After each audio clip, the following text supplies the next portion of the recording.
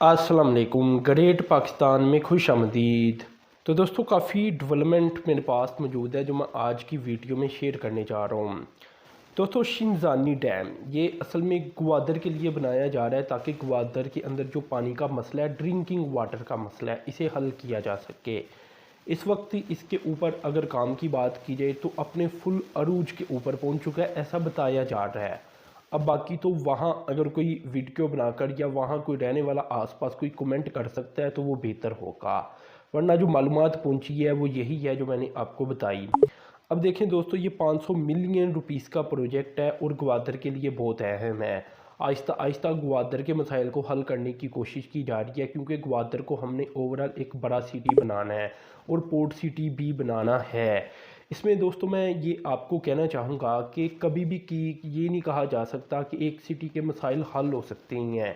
ठीक है, आप दुनिया की किसी भी तरक्की याफ्ता सिटी को ले लें, आपको ऐसा नहीं है कि वहाँ कोई मसला नज़र नहीं आएगा। हाँ, ये होता है कि वो अपने मसाइल को, अगर हम जैसे मुल्क यानी हमारा एक सिटी है कराची, यहाँ हमने मसाइल पैदा कर रखे हैं, हम इसे बेहतर करते करते 10 साल लगा देंगे, लेकिन जो न्यूयॉर्क होगा वहाँ यही काम 1 साल के अंदर हो जाएंगे। डिफरेंस आ जाता है टाइम का, लेकिन ये नहीं कहा जा सकता कि वहाँ कोई मसाइल मौजूद नहीं। सिटीज़ बढ़ती रहती हैं, तरक्की करती रहती हैं, जिसकी वजह से मसाइल भी बढ़ते जाते हैं। आपको पता पॉपुलेशन हर दुनिया के कंट्रीज़ के अंदर थोड़ी बहुत कंट्रीज़ को निकाल कर बढ़ती जा रही है। स्पेशली अगर जनूबी एशिया के सिटीज़ की बात की जाए तो पॉपुलेशन का इजाफा बहुत ज़्यादा है, तो मसाइल ख़त्म नहीं हो सकते। और ग्वादर के मसाइल को लेकर भी मैं यही समझता हूँ कि ख़त्म नहीं होंगे।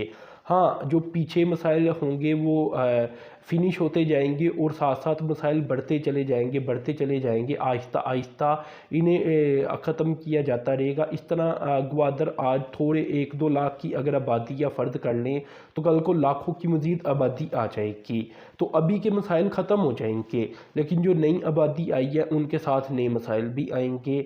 तो खैर दोस्तों, दूसरी डेवलपमेंट की तरफ चलती हैं और ये है हैदराबाद का डेवलपमेंट पैकेज। तो ये इन्फॉर्मेशन सामने आई है कि हैदराबाद को भी एक पैकेज दिया जाएगा डेवलपमेंट का। अब देखें, ये अलग मसला है कि ये जो डेवलपमेंट का पैकेज दिया जाएगा कि इसके ऊपर अमल होता है या नहीं, लेकिन कराची को दे दिया गया है। अब हैदराबाद का नंबर आने जा रहा है, इसे भी एक डेवलपमेंट पैकेज दिया जाएगा और गालबन ये भी फेडरल गवर्नमेंट की जानिब से ही दिया जाएगा। देखिए, मैं सिर्फ ज़्यादा इसके ऊपर बात नहीं करूँगा, सिर्फ इतना कहूँगा कि अगर कराची का डेवलपमेंट पैकेज कामयाब हो जाता है और सच में वो पैसा दे दिया जाता है और वो पैसा लग भी जाता है और कराची के मसले मसाइल काफ़ी हद तक हल हो भी जाते हैं, तो क्या गया हूँ कि पाकिस्तान का फिर कोई सिटी ऐसा नहीं बचता ये जहाँ ये कहा जा सके कि एक डेवलपमेंट पैकेज दिया जा रहा है और वो कामयाब ना हो। क्योंकि कराची एक ऐसा सिटी है जहाँ डेवलपमेंट का पैकेज कामयाब होना सबसे मुश्किल है, ठीक है ना, क्योंकि बहुत सारे पैसे चाहिए, बहुत सारे मसले मसाइल हैं कराची के अंदर। तो अगर वहाँ कोई डेवलपमेंट का पैकेज कामयाब हो गया तो पाकिस्तान के हर सिटी के अंदर हो सकता है।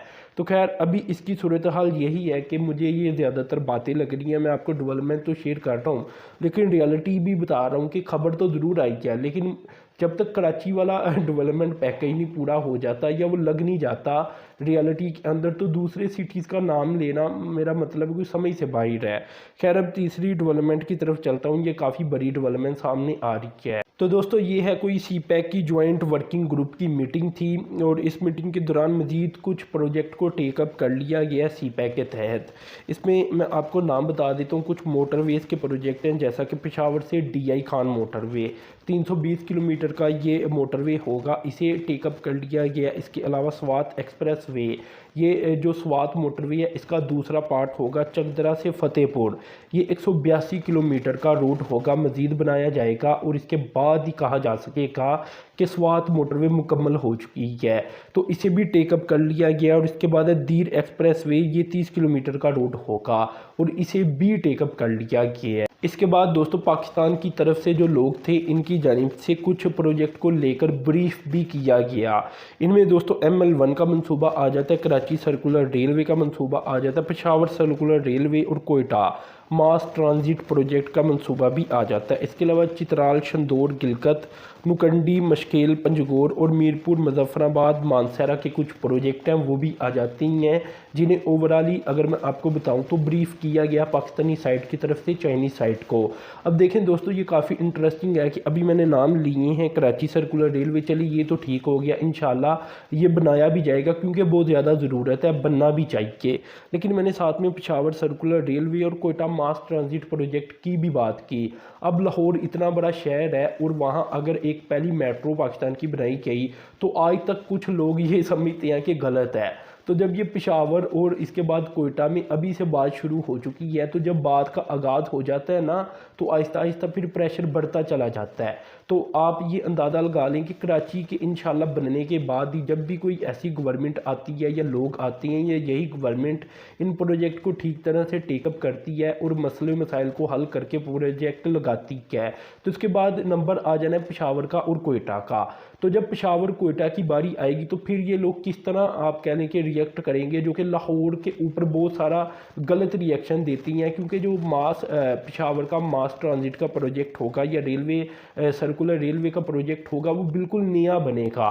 इसी तरह कोयटा का भी अगर देखा जाए तो बिल्कुल नया बनेगा। जब भी बनेगा अभी से इसके मुतल्लक सीपैक के अंदर बातचीत का आगाज़ कर दिया गया है। तो खैर दोस्तों, ये कुछ प्रोजेक्ट को उठाया गया, मज़ीद भी और प्रोजेक्ट को उठाया गया, लेकिन ये अहम तरीन डेवलपमेंट हुई थी।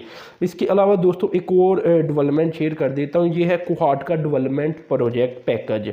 अब कोहाट के लिए भी एक डेवलपमेंट पैकेज फाइनलाइज कर दिया गया, 15 अरब रुपए का ये कोहाट डिवीज़न के लिए डेवलपमेंट का पैकेज होगा।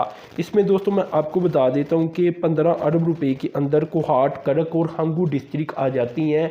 ओवरऑल ये कोहाट डिवीज़न बन जाता है। तो इसमें जो पैसा लगाया जाएगा ये लगाया जाएगा हेल्थ के ऊपर, एग्रीकल्चर के ऊपर, इस डिवीज़न की हेल्थ के ऊपर, इंजीनियरिंग, रोड के ऊपर, इंफ्रास्ट्रक्चर के ऊपर, इसके अलावा एजुकेशन और इरीगेशन के प्रोजेक्ट को मुकम्मल किया जाएगा। तो ये दोस्तों ओवरऑल कोशिश इस तरह से की जाएगी कि जो कोहाट डिवीज़न है इसे ऊपर को उठाया जाए और तरक्की याफ्ता बनाया जाए। इसके अलावा कोई 16 छोटे छोटे डैम्स भी बनाए जा सकते हैं 3 अरब रुपए की लागत के साथ। तो इनकी भी प्लानिंग है। ये इसलिए किए जाएंगे कि ये छोटे छोटे जो पानी के मसले हैं वो तो हल होंगे, साथ में इन छोटे छोटे डैमों से थोड़ी थोड़ी बिजली भी बनाई जा सकेगी और इसके अलावा इरीगेशन के काम भी आ सकेंगे। इस तरह ये छोटे छोटे डैम बना दिए जाती हैं KPK के अंदर। तो ये कुछ कोहाट का भी एक डेवलपमेंट पैकेज हो गया, एक हैदराबाद का भी हो गया। लेकिन कोहाट के डेवलपमेंट पैकेज की खास बात ये है कि इसका पता है कि ये 3 से 5 सालों के अंदर मेरे ख्याल से कंप्लीट होगा और 15 अरब रुपए का सिर्फ पैकेज होगा। यानी ये सच में बात समझ में आती है कि हाँ भाई ये पैसे लगाए जा सकते हैं, क्योंकि 15 अरब रुपए है। कराची का पैकेज है 1100 अरब रुपए का। तो वहाँ समझ नहीं आती कि पैसे लगेंगे या नहीं लगेंगे, यहाँ समझ आ जाती है। ऊपर से आपको पता है कि इस वक्त PTI की गवर्नमेंट है और PTI को ज़्यादातर वोट गालबन इन्हीं इलाकों से मिले थे, पहली बार भी और अब दूसरी बार भी अगर देखा जाए। तो बात करने का मकसद ये है कि जहाँ से जो पार्टी आती है ना वो वहाँ ज़्यादातर काम करती है, मुझे ऐसा लगता है। क्योंकि अभी तक मैंने जितना देखा है या जितना इसके ऊपर रिसर्च की है इसके मुताबिक यही नज़र आया है। अगर PMLN की बात की जाए तो PMLN का ज़्यादातर बजट रहता है वस्ती पंजाब या शुमाली पंजाब के ऊपर। इसका रीज़न ये है कि ये इसका गर्व है। तो ओवरऑल जो भी है ये मैंने आपको मालूमात दे दी। तो आपने चैनल को सब्सक्राइब कर देना है, साथ में जो बेल के आइकॉन पर क्लिक कर देना है। अब तक के लिए इतनी था। अल्लाह हाफिज़।